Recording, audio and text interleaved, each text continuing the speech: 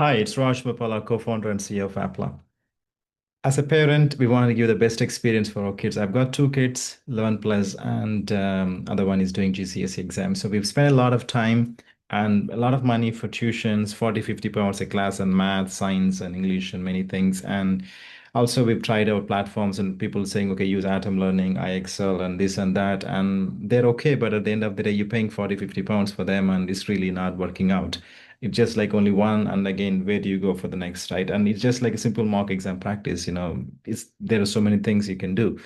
It's not really a comprehensive feedback mechanism tool, right? That's what I think. I got really frustrated with all these tools, and again, spending with teachers and tutors is not really working out. So here, that's why we built Appla with the vision of actually helping kids as early as, like from year 8 years onwards to all the way to the GCSEs. We've got the whole curriculum built. Again, we've digitalized the whole UK curriculum here. So, and actually we're giving a value only 9.99 a month, 10 pounds, right? What is that? Is the cost of a pizza, even less than that. And so we want to give that a best experience for everyone. You can really see from year 4 to year 11, they can see every single subject, math, they can able to look at this lesson. They can practice but understand the concept first rather than writing an exam for the sake of writing. And then you can able to do a lot of practice also. Then, what is this thing? And then you can see the assessment and whatever you wanted to do. And you can do a lot of things again each year, year 4, year 5, year 6, all the way to there, right? And that's about it. And also you can, once you have there, then probably, most people will go for 11 plus, which obviously you can really see. And yeah, so we have built a comprehensive 11 plus past papers, around 5 dozen papers we have. And again, four topics: verbal, non-verbal, math, and English. So you can able to see pretty much everything. You can take exams. Also, you can get the feedback. Also, you can see how many exams you've been taking. And these are the exams I've been taking. Verbal reasoning, and also you can really give the feedback by the subject, by lesson, and at least it will give you a really great feedback for the parent and also teacher for obviously if he's having a teacher and also parent and the kid for writing them as well.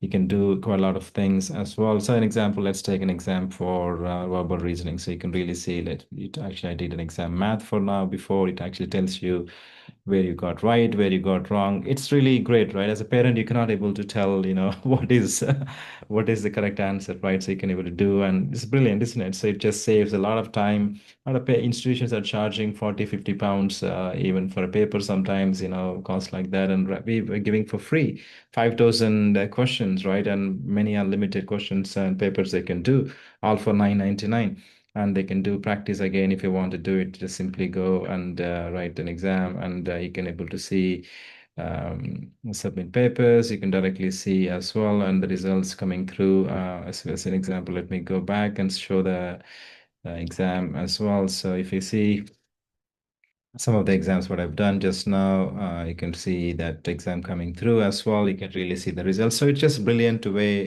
to actually get the feedback as well as assessments for the kid who is writing the exam and studying, as well as for parents not to spend too much time for them to sit with them and write down exams, and also more importantly the cost. And we'll explain a lot also all of this in subsequent videos. You can also see that as well. I'd really trust this is valuable and take advantage of this offer. It's only 9.99, which is a significantly lower cost. Anyone can able to afford it. It's a cost of a small pizza these days, and compared to 40, 50 pounds a tuition class. And I truly trust this is helpful for you. And yeah, sign up at applaa.com/UK, applaa.com/UK, and register for free. And it's 1 month free as well for you guys. So make use of it. And if you're writing the 11 plus exam, all the best. And again, we'll explain further details also in the subsequent videos. Thank you for watching. Welcome to this explainer. Today, we are completely demystifying the 11 plus exam day. Look, a lot of students and parents kind of fall into this trap of thinking those final few days before the exam are for frantically cramming in last-minute facts or, trying to learn entirely new topics. But honestly, that's actually the exact opposite of what top-performing students do. Today, we're shifting our whole focus. We're moving away from learning new math formulas or vocabulary, and we're diving straight into mastering strategic test taking.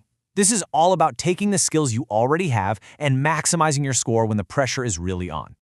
Picture this. You're staring down a difficulty 5 geometry question. It wants the area of a triangle with a base of 12 centimeters and a perpendicular height of 5 centimeters. You're sitting in this dead quiet exam hall, the clock is literally ticking down, and suddenly a multi-step question like that can look incredibly intimidating.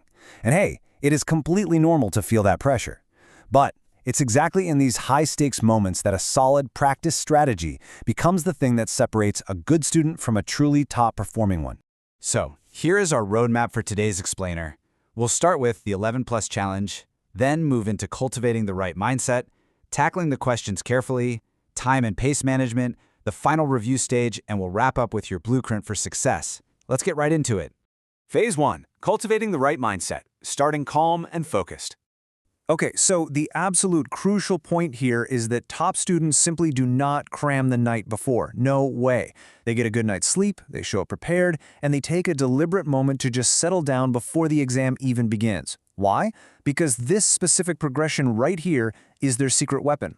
A calm mind leads directly to better concentration. And better concentration, well, that inevitably leads to better decisions under pressure. You just can't make smart tactical choices on a test if your brain is all scattered. Think about a multi-layered word problem. Say it's detailing a school program running over 3 days, 5 hours on Monday, 4 hours on Tuesday, and 6 hours on Wednesday. It's not just some simple plug-and-play equation. It requires you to hold a bunch of different pieces of information in your head, organize them by day, and then figure out a total. If you haven't actually taken a breath to settle your mind first, it is so incredibly easy to misread a day or just miss a number entirely. Phase 2. Tackling the questions carefully. Don't lose marks by rushing. Let's look at this baker's cake box dilemma. Imagine a baker arranges 288 cakes into boxes of 12. Then, she puts 1/3 of the boxes on a shelf. The question asks, how many cakes are on the shelf? Now, this is a classic trap for a student who is rushing. A rush student might divide 288 by 12, get 24 boxes, and boom, they stop thinking they're totally done. Or maybe they find 1/3 of 24 boxes, which is 8, and select an answer based on the boxes, not the cakes. Rushing through a multi-part scenario like this leads directly to an easily avoidable mistake. So, to protect your hard-earned marks, you have to read properly, actively watching out for a few critical things. First up, keywords. Things like total, difference, or not. Next, numbers. Always double-check you haven't accidentally swapped a 6 for a 9. You've got to pay close attention to specific instructions and carefully review all the answer choices before picking one. But honestly, most importantly, make sure you know what the question is actually asking. Going back to our baker, the question asked for the number of cakes on the shelf, right? Not the number of boxes. Phase 3. Time and pace management, balancing speed and accuracy. Because the 11 plus is a time test, working efficiently obviously really matters. But I want you to adopt this powerful exam mantra right now. Speed should never, ever mean rushing. Accuracy must always come first. Once you know for sure that you're being accurate, then you can start moving at a controlled speed. Only by balancing those two things will you successfully complete the paper without literally throwing away points on careless errors. Accuracy first, always. Now, a huge part of that controlled speed is knowing exactly what to do when you hit a wall. Let's contrast two very different approaches here. The first is getting stuck. You let one difficult question consume 5 or 10 minutes of your time, which completely ruins your rhythm and just destroys your confidence. The alternative, depending on the specific rules of your exam, it's the strategic move of skipping it and moving on. Top students just don't let one hard question infect the rest of their paper. They flag it, they move forward to secure more points, and they return later if they have the time. Think about the actual opportunity cost of getting stuck. Imagine you hit a difficulty 4 area question about a triangular field. It requires some serious thought and calculation. But waiting for you a bit later in the paper is a difficulty 2 question. Jake has 45 marbles, loses 12, finds 8, right? It's a super quick, straightforward calculation. If you get bogged down and stubbornly spend 7 minutes on that triangle field, you might literally run out of time before you even see Jake and his marbles. You'd be sacrificing guaranteed, easy marks just because you let a harder question hold you hostage. Phase 4, the final review stage. Check your work when possible. So if you successfully manage your pace and you actually have time left over at the end of the paper, listen to me. This is not the time to put your head on the desk. This is the time to go hunting for extra points. First, check for careless calculations. Did you do your basic addition right? Second, hunt for misread questions. Did you answer what they actually asked? Third, verify for incorrectly marked answers on your sheet. And finally, go back and revisit those specific questions you flagged because you were unsure about them earlier. This review phase is absolutely critical, even for seemingly simple problems. Imagine a difficulty 2 question. Jake counted 12 blue dragonflies and 8 yellow ones. How many altogether? It is incredibly simple, right? 12 plus 8. But it's exactly on these low difficulty questions that a tired brain makes a silly, careless error. A quick double check secures a point that a rushed student might accidentally throw away. Phase 5. Your blueprint for success. What top students do. At the very core of this whole blueprint is one defining philosophy for staying positive. One question at a time. Look, if something goes wrong or a question completely baffles you, you have to reset your focus immediately. Top students know that one difficult question doesn't define the entire exam. You just have to maintain your resilience, turn the page, and take it one question at a time. Let's bring this all together into a real battle plan. Stay calm, which allows you to read carefully. This helps you manage time effectively, ensuring you avoid getting stuck.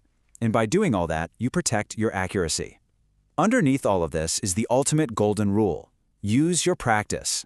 Top students don't magically invent new strategies on exam day. They rely heavily on the efficient habits they've already developed and practiced for months. They recognize familiar question types, and they simply execute. But here's the thing. You can't rely on habits you haven't actually built. These strategic point-saving habits are forged long before you ever step foot into that exam hall. If you want to prepare like a top student, you need comprehensive practice. The App 11 Plus Learning Hub is exactly where you can systematically build these skills. They offer mock test preparation across maths, English, verbal, and nonverbal reasoning. It's where you put this entire blueprint into action. So we've seen that exam day isn't just about what you know. It's really about how you apply it under pressure. It's accuracy over speed, managing your time, staying calm. So I want to leave you with this to think about. Based on everything we've uncovered in this explainer today, what specific, strategic habit will you start practicing today to guarantee your own exam day success? Think about it, start applying it, and take real control of your results. Thanks so much for joining me on this explainer, and happy studying!